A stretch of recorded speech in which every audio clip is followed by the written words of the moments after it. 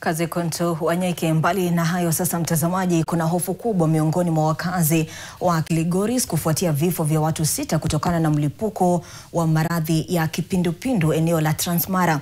Moja ya vyanzo vya maradhi hayo ni matumizi ya maji machafu na kutozingatia usafi. Toby Meso alizungumza na wakazi wa Kilgoris kufahamu uelewa wao kuhusu hatari waliomo endapo hawatawajibika. Kwa takriban wiki moja hivi sasa, wenyeji kutoka eneo hili la Transmara Magharibi wameweza kupoteza watu 6.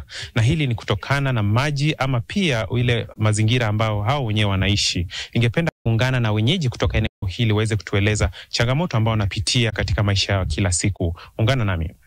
Kidogo tumepatwa na changamoto za kolera.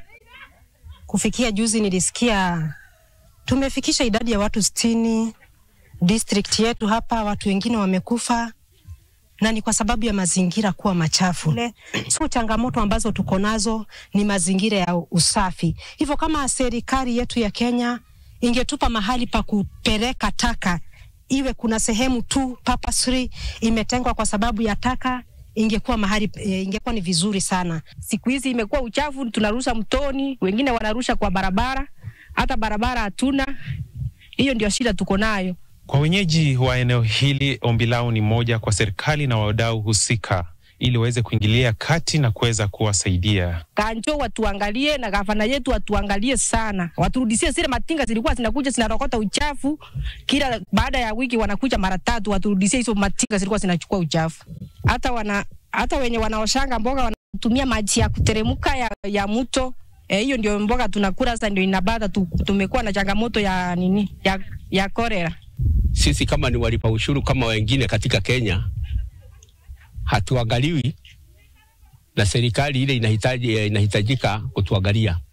Hii mtoni iko hapa nyuma yetu, ni mtoni chafu na ndio iko katikati ya town, ambayo watu wanaosha manguo, wengine wanatupa choo, baba sisi najaa ndani.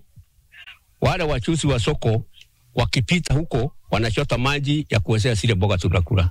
Kwa hiyo hatuwezi kosa ugonjwa, ni sababu uchafu ni mwingi sana Kilgoris. Sida yenye tumepata ni uchafu.